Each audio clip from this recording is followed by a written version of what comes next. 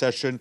She stressed the need to address the root causes that lead to terrorism, notably the lack of development and social inclusion.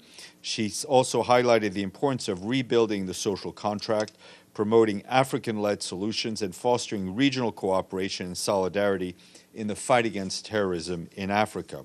I also want to note that the head of the office, Vladimir Voronkov, spoke at the opening conference, and his remarks are available to you online.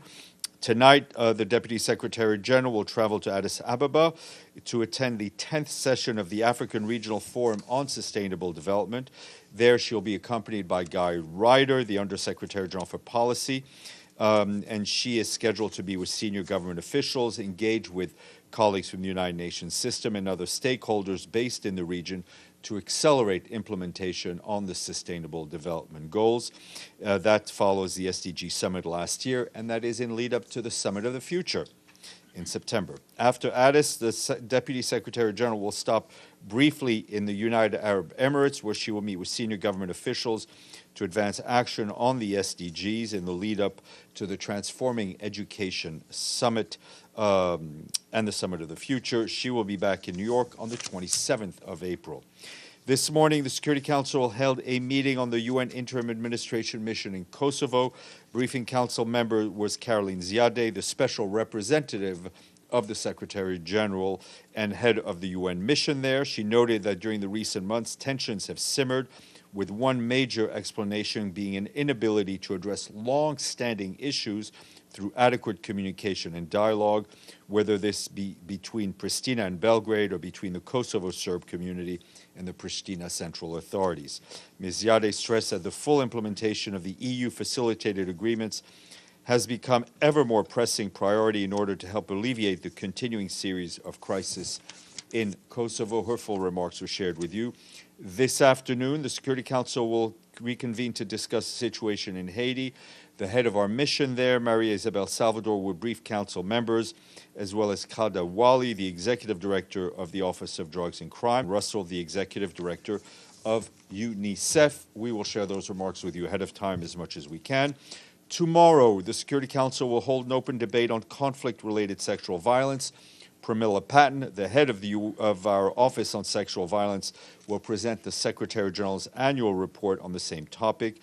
And I want to flag to you the report is actually already online. Also, ahead of tomorrow's open debate, our colleagues at the UN Counterterrorism Committee's Executive Directorate, CITED, have published a report on the outcome of consultations they've organized with civil society organizations that support victims of sexual and gender-based violence linked to terrorism.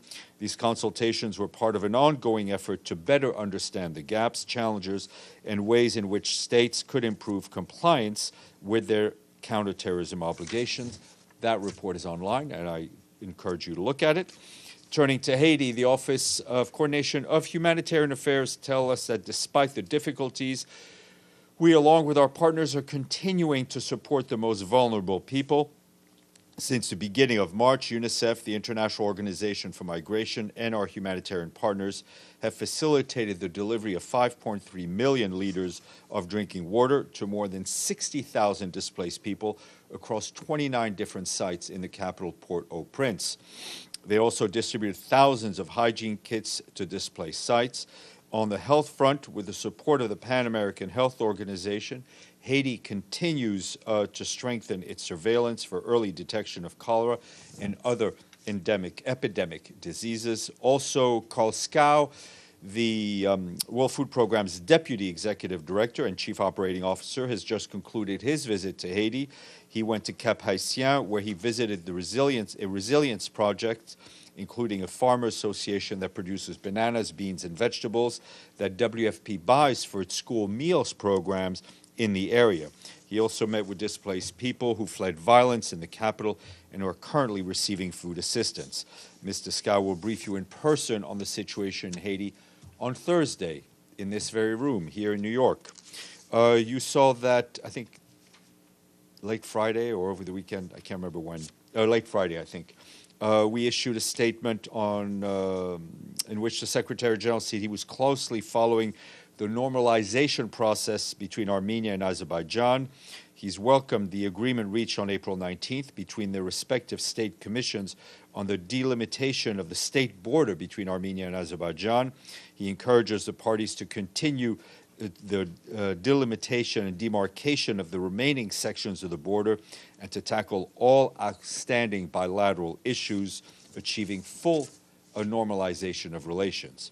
And report we found interesting, which I want to flag to you on the impact of conflicts on children worldwide. UNICEF is saying that between 2018 and 2022, explosive weapons were responsible for nearly half of the more than 47,500 instances of children killed and maimed that were verified by the UN in more than 24 different conflict zones. That's around the world. The vast majority of these instances occurred in populated areas. Countries are meeting this week in Norway for the first international follow-up conference to the political declaration on the use of explosive weapons in populated areas, which was adopted in Dublin in November of 2022.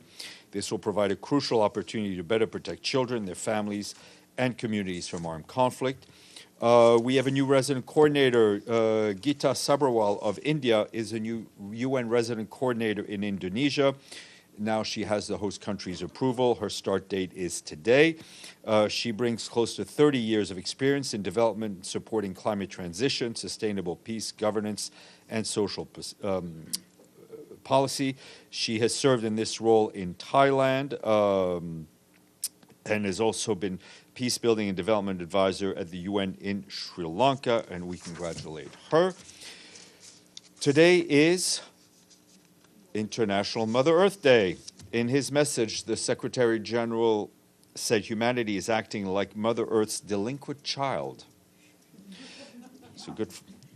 We depend on nature for the food we eat, the air we breathe, and the water we drink, and we have brought chaos to the natural world, poisoning on our planet and pollution, wiping out species and ecosystems with abandon, and destabilizing our climate with greenhouse emissions, he said. The Secretary General added that together we must restore harmony with nature, embrace sustainable production and consumption, and protect ourselves from harm, creating jobs, reducing poverty, and driving sustainable development as we do so. More information online, and before I take your questions, nothing before I take your questions. Maggie.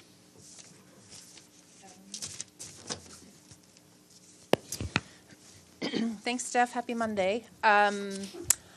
Just a pre-Colonna question for you. Back in January, when you announced the accusations against the 12 UNRWA staffers, you said that 9 were fired, 1 was dead, and the UN was working to clarify the identity of the other 2. I don't recall if you ever identified them or, cleared that up. I hope to be able to, I know I've been saying this for a few days now, but we do hope to have somewhat of an update for you from OIOS in the coming days. But is that an OIOS issue to find out who the other 2 people, to see if they're alive or dead or fired or?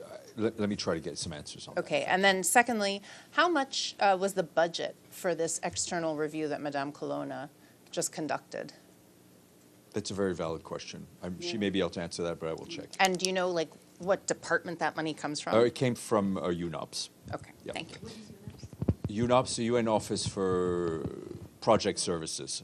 There you go. I didn't know it was an acronym test today. Yes.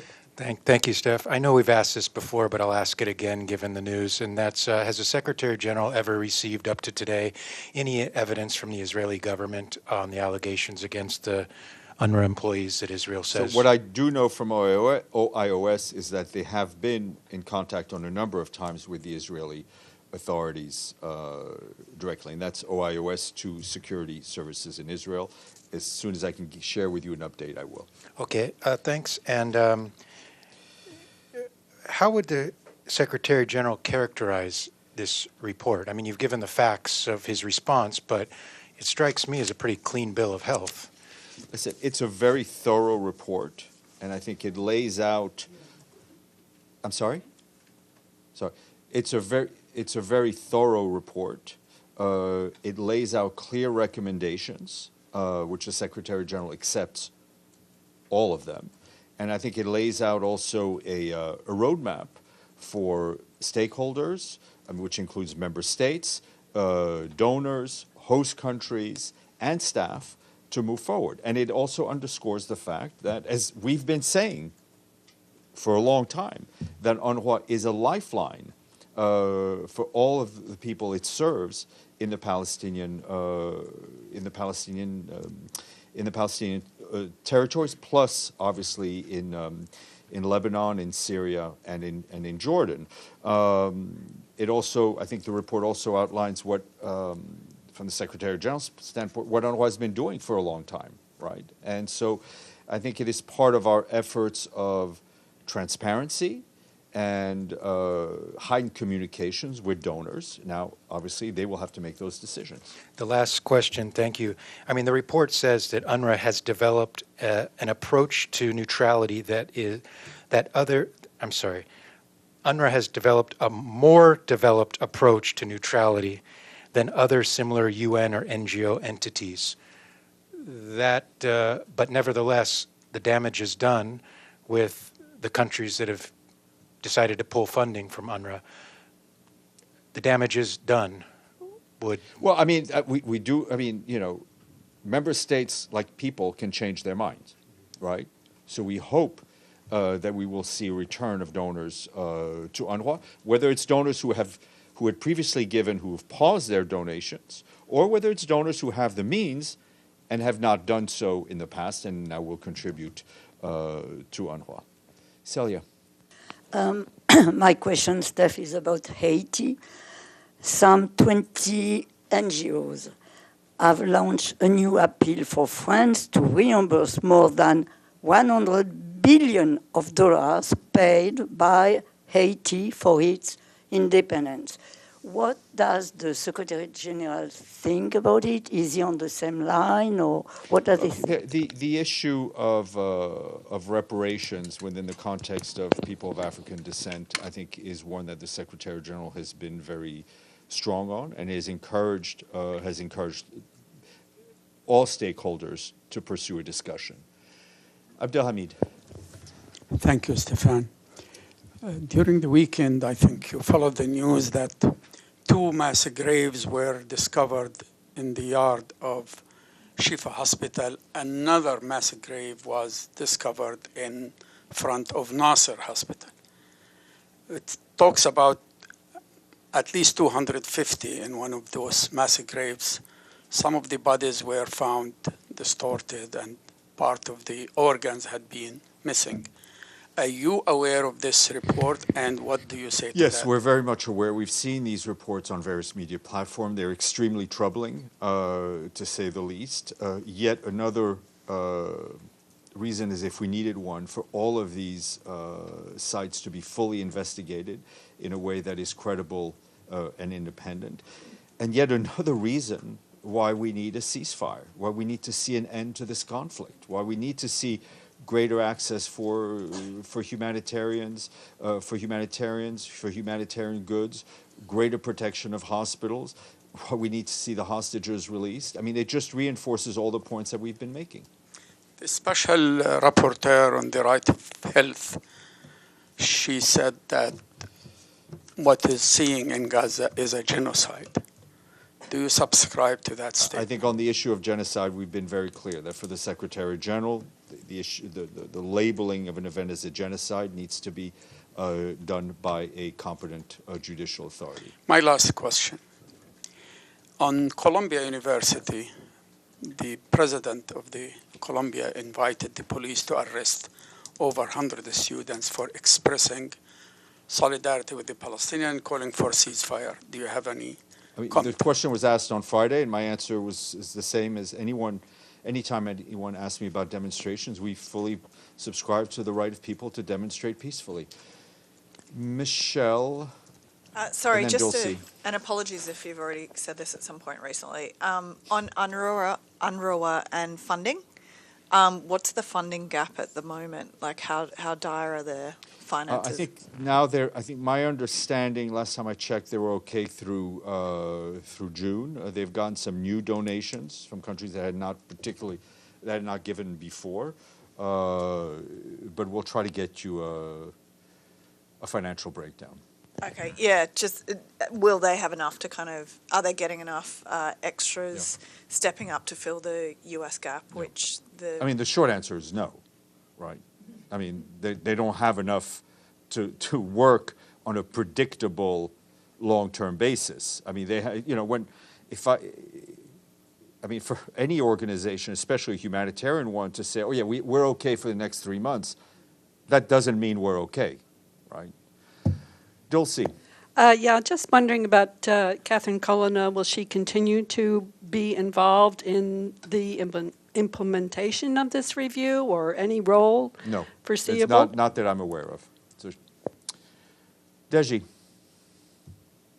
Two totally unrelated issues. First one, the landlocked developed countries conference is due to be held in June, but last week there's a letter from USG Fatima said that conference won't happen that time due to unforeseen circumstances. Do you know what the unforeseen circumstances are? No, you would have to ask the Rwandan host. Is it related to the relation between Rwanda and the UN, or? I don't believe there's an issue between the relationship between Rwanda and the UN. Okay. So second, for the past few weeks, there are narratives that China's production on battery, EV, and solar panels are there has overcapacity. Just want to know, if there's an affordable price for the world for those three things, would it be good for sustainable development? Look, I'm not intellectually equipped this morning to answer trade issues. Mm-hmm. But affordable solar panels we do support alternative non-greenhouse, non-carbon-centered transportation modes. Okay, unless there's a question online, I will go and get the main act.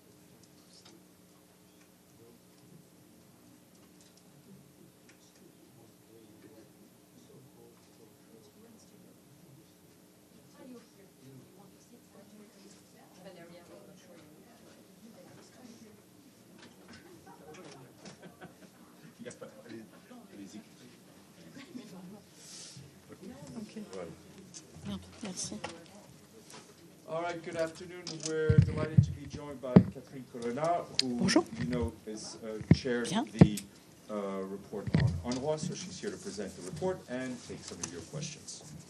Catherine, s'il vous plaît. Thank you, Stéphane. Merci beaucoup, Stéphane. We can speak in French between us without any witnesses hearing.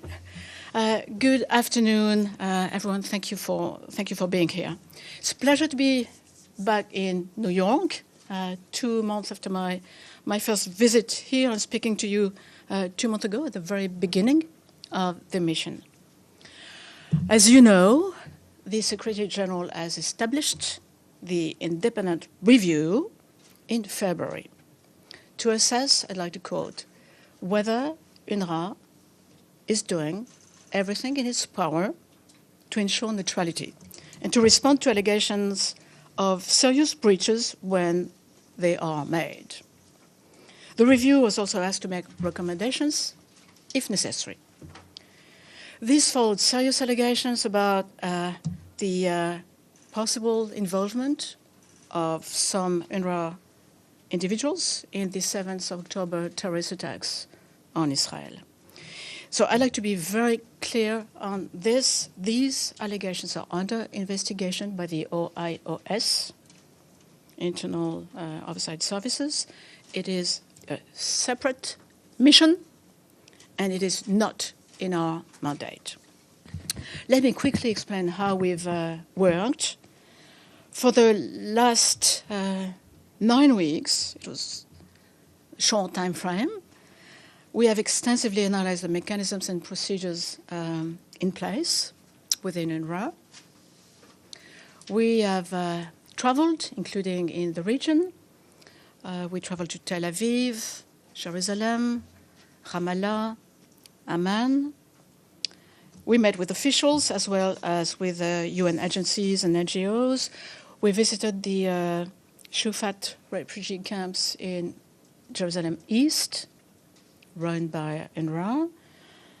And we visited UNRWA's headquarters in Amman.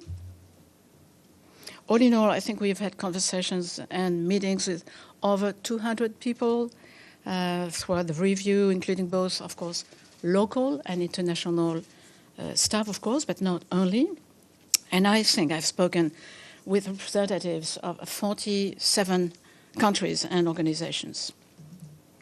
So the first thing I'd like to say is that I would like to personally thank all those who've given me their time, support, information, and I've been so patient for answering our many questions, and quite often we came back to the same context, to further details. And I want you to know that we've received a very good cooperation elsewhere, everywhere, from every single interested party. And this is important for you to know. Of course, this was highly appreciated. Of course, I would like to thank the 3 research institutes who worked with us. They had thorough research, and that was immensely useful. Now, when we come to substance, I would like to say first that UNRWA plays an indispensable and irreplaceable role in the region. And this must be said clearly. Let's start from that. In the absence of a political solution, we know it provides life-saving humanitarian aid and essential services to the population. And of course, as we speak in this critical time, UNRWA has a vital role in the humanitarian response in Gaza. Overall, the findings of the review are that UNRWA has in place a very significant number of mechanisms and procedures to ensure compliance with the humanitarian principle of neutrality. Actually, they probably have a more developed system than other UN organizations or agencies, which is a necessity considering the very difficult environment, complex and difficult situation in which they operate, and the uniqueness of their mission. There's always room for improvement, and some issues related to neutrality persist. This is why this mission was created.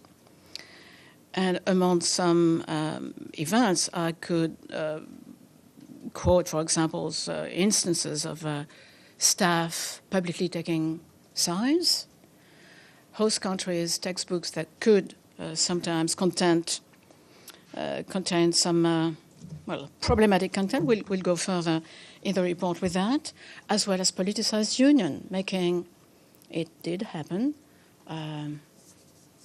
operational disruptions or making threats against the management. I'm presenting this report, and we have the report. I think it's public as we speak.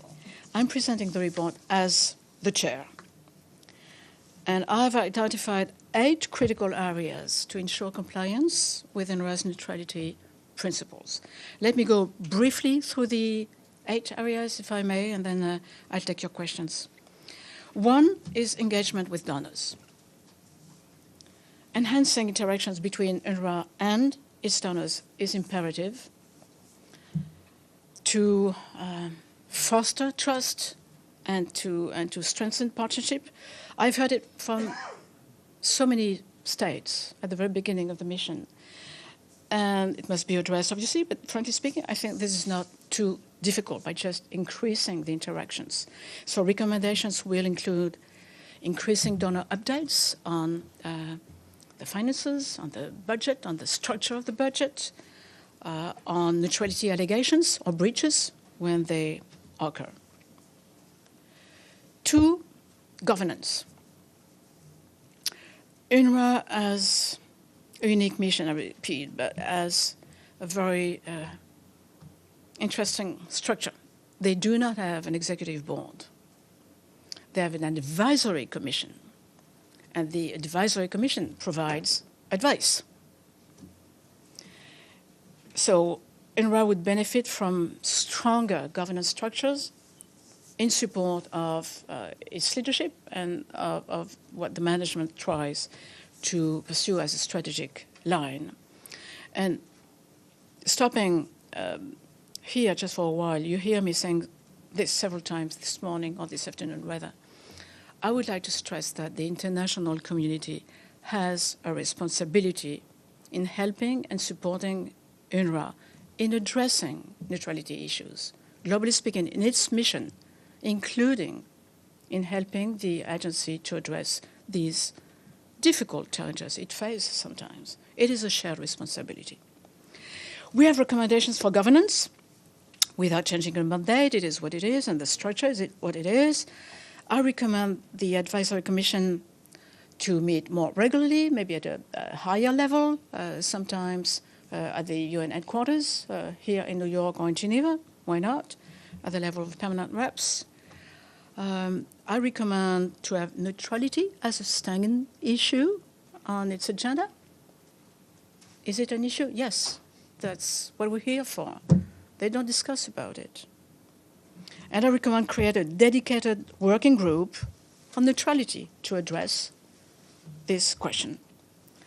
3, management and internal oversight capacities or structures. And I'll be quite direct here. It is a critical area where there are major gaps. UNRWA has undertaken huge and commendable efforts to reform its system, and these initiatives should be further expanded. We have the Oversight and Internal Services, we have the Ethics Office. They could be in power with a greater role. Also, very clearly, there needs to be more senior international staff in field positions in each of the 5 fields of operations. You know, UNRWA has just a tiny percentage of international staff, less than 1% actually, and the rest is local employees, which is quite natural because it delivers services directly to the population. So nurses are, local, teachers are local, workers are local. Nevertheless, they're missing maybe this management structure that is needed if we want to see oversight being reinforced. In addition to that, we've noted that some political influence sometimes is exercised on decisions related to projects, and it shouldn't be the case. This is posing a significant risk. This is not respecting neutrality, so it is crucial also to address this side of the question. 4, neutrality of staff. It is not news that UNRWA faces challenges due to the politicization of its staff. Not all of them, but some of them, and usually the higher you go to the positions of influence, the more you will see that. This is again affecting its neutrality. So it is crucial to reform prevention strategies and monitoring strategy. The staff should better respect staff regulations and rules. They have accepted those rules when entering, they've signed, they should respect those rules. And the agency should give the appropriate response to potential breaches. It is also needed. So coming to our recommendations, some, and these are just a few examples, include regularly sharing the list of employees, digitalized with some details of the employees, with host countries and with Israel. It works well in some countries, less with Israel. In the past years, it could have been better, but in the very recent times, this is affected, of course, by the global atmosphere.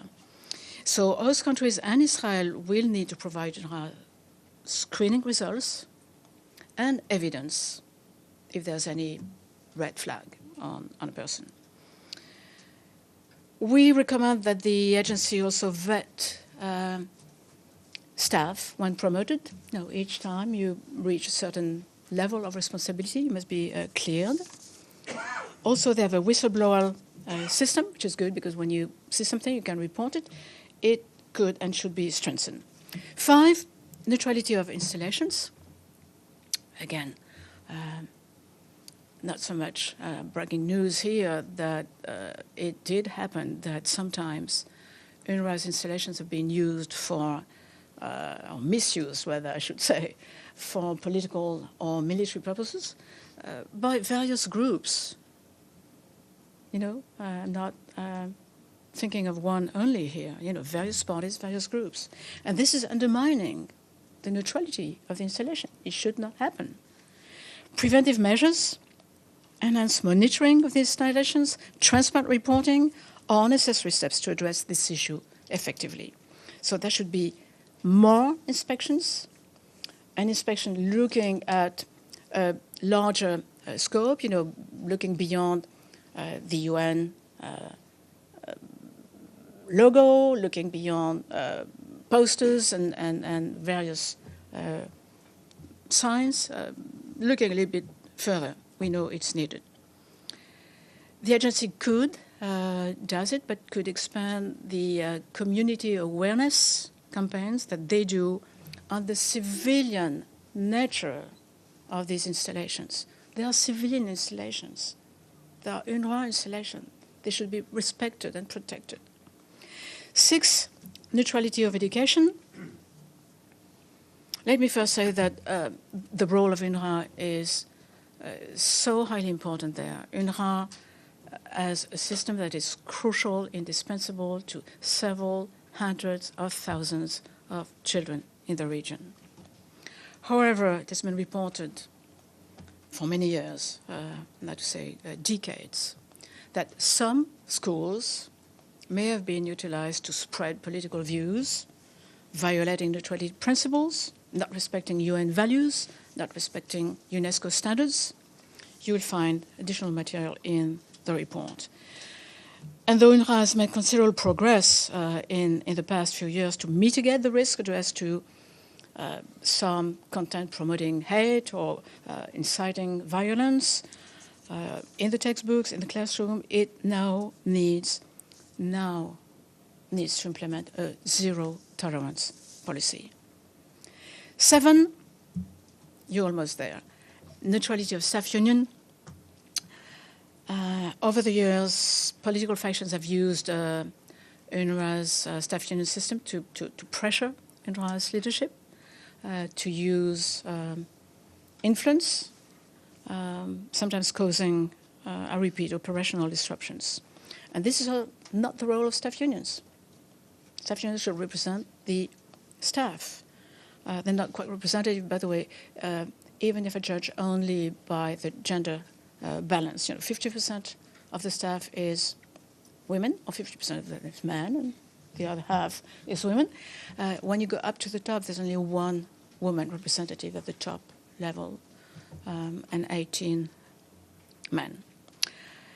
We know this is one of the most sensitive issues with all the influence attached to that. It needs to be addressed with the full support of the Advisory Commission and of member states. Very recently, the Commissioner General pushed for a reform of the system. It was not supported by the Advisory Commission. UNRWA cannot be alone facing this issue without getting support from member states in the first place of the Advisory Commission. So recommendations will be quite clear, hoping to help making it through. They include reforming the 1990 Statute of the Union of Area Staff of UNRWA, dating 1990. It should be updated. And it should be aligned with the UN Staff Union Statute. We also think an independent entity should vet every staff union representative. 8, and we're opening a door towards a broader scope, even beyond what we will achieve now, enhanced partnerships, while respecting fully the mandate. The mandate is what it is by the 1949 resolution. And actually, specifically in line with this resolution, cooperation with other UN organizations and agencies is needed. It is there. It has already been engaged. However, especially considering the current crisis in Gaza, and in full respect of the mandate of the agency, I repeat, some additional measures could be considered to help UNRWA deliver life-saving assistance to those in need. So I will end there. There are some 50 recommendations in the report. I just mentioned a few. And I'm confident that implementing these recommendations will help UNRWA fulfill its mandate and restore confidence when needed. I presented the findings and the recommendations of the report to the Secretary General on Friday. During our meeting, he was kind enough to call our work important and decisive, for which I'm very grateful. And this morning he issued a statement saying that he accepted the recommendation. This is a very important decision and a very important step. The Secretary General endorses the recommendations. And so it is now up to the Commission General to take this forward and to provide a clear plan on how the agency will follow up on these recommendations. And one last note, because I want to repeat that I strongly believe that member states, the international communities, host countries, also need to help UNRWA implement these reforms so it better fulfills its mandate. It is a shared responsibility, obviously. Thank you. You have questions, I'm sorry. Thank you, Stefan. We'll start with Edie. I would implore you to keep it to one question per person so we get as many. I know it's a challenge. It's one question. Yes, thank you, Edie. Go ahead. Thank you, Madam Colonna, for doing this briefing on behalf of the United Nations Correspondents Association. We welcome your presence here. You mentioned repeatedly the funding issue for UNRWA. Can these recommendations be implemented without additional funding, and what is your message to donors? Thank you for your question, and thank you for your first remark, Madam. Well,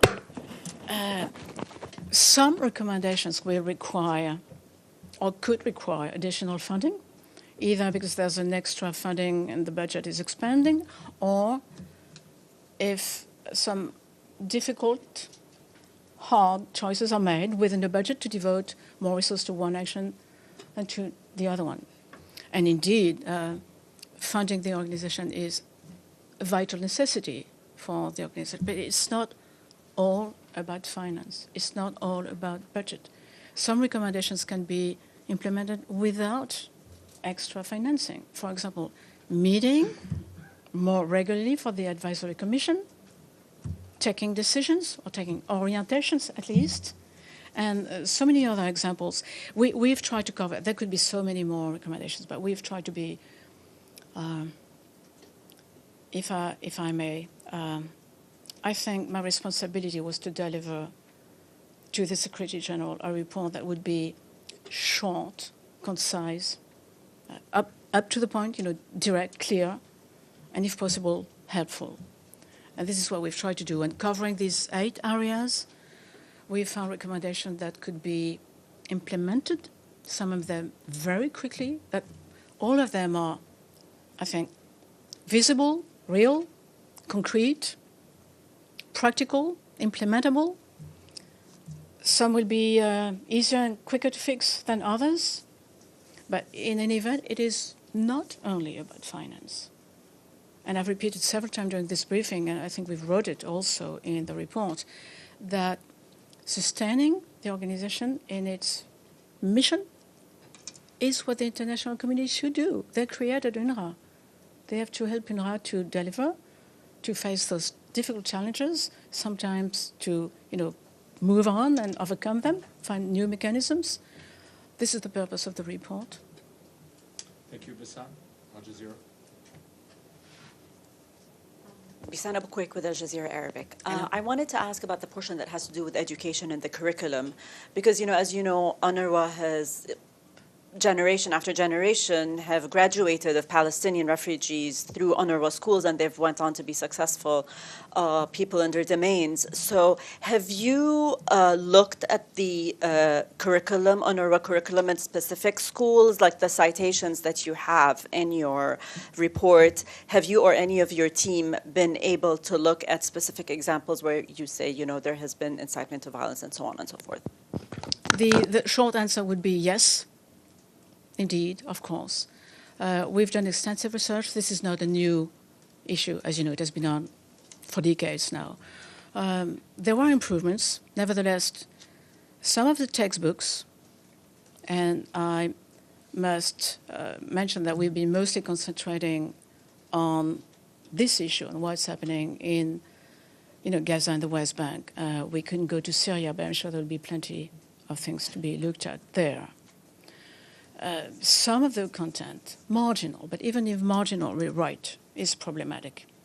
Glorification of jihad, incitation to violence, maps of the current world, not historical maps, not showing the existence of Israel. So many other problematic issues. We've lots of examples. This is unfortunately, a really well-documented area. Michelle.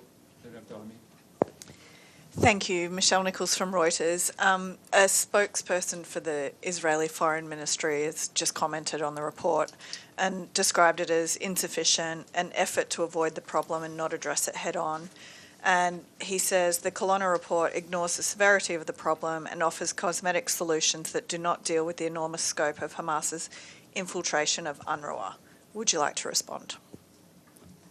I wanted to know that we have had good relations with Israel. We were received really well by a wide variety of actors there, including officials, several levels and in several domains. I just briefed one of those contacts we had there, And I'm not surprised about what we say, because I told him, of course you will find it is insufficient, but please take it on board.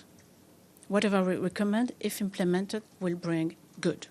Now, beyond that, we all know that the Israeli government has publicly strong views on UNRWA.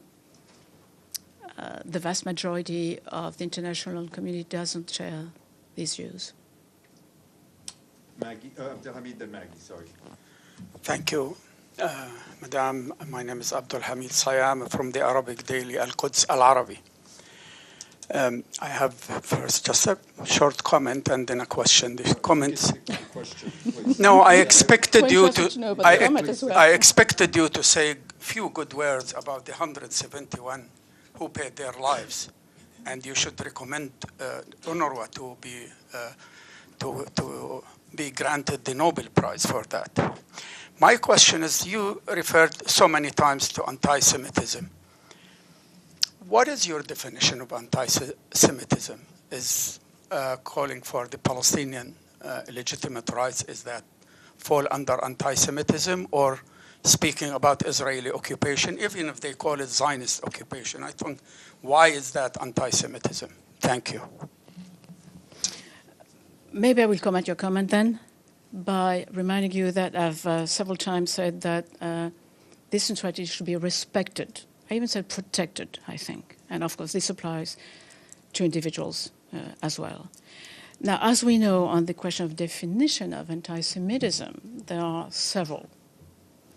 The Secretary General has privileged one, so as the European Union, for example.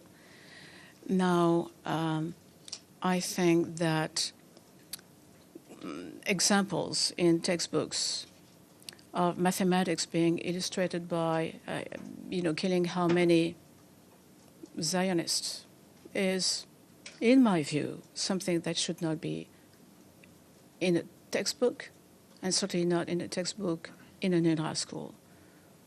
Characterizations of Jews as having, very negative qualities, negating the existence of Israel, and so on and so forth. So, unfortunately, again, and I just answered this question, there are so many examples, less than before, because the textbooks have been reformed by the PA. But still, they want to reform it because some of the content is not in line with UNESCO values, UNESCO standards, UN values, and so on and so forth. Maggie? Thank you, Madame Colonna, over here. It's Margaret Bashir with Voice of America. I just want to know when you expect your recommendations to be implemented, particularly ones, I understand like advisory committee can meet. Okay, that's easy enough to do in the middle of a war, but the ones you make regarding staff, for instance, e-training and things like this on neutrality. I'm not sure how they're supposed to be expected to do it at the moment when they have no homes, no internet, no electricity.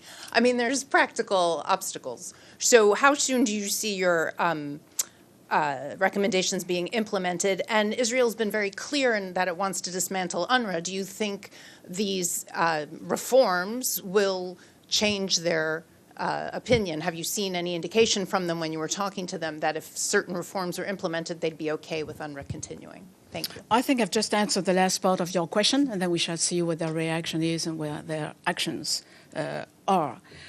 On the first part of the question, I really leave it up to the Commissioner General now to give you his views, his reactions to the recommendations, especially having heard the Secretary General. And I'm sure he's desiring to presenting you with a plan soon, follow-up plan, implementation, action plan, response plan, call it whatever. And it is really up to you now to know what is implementable in the short term, what requires more work. But I repeat, I will not do that on their behalf. I'm not here for that. But we've been very careful in designing our recommendations to cover a set of recommendations where some could be addressed quickly, some would require more work, some would require more support also from the international community, some would depend only from UNRWA. So they will give that sequencing as soon as they can. I'm hearing that they might do it soon. Ephraim, our views. Thank you so much, Madame Colonna. You spoke about the level of cooperation of all stakeholders and all parties concerned with your report. How would you characterize the Israeli cooperation with you, given that, as you may have seen today, the main takeaway from your report is Israel has yet to provide any evidence for its allegations that UNRWA personnel were involved in the October 7th attack.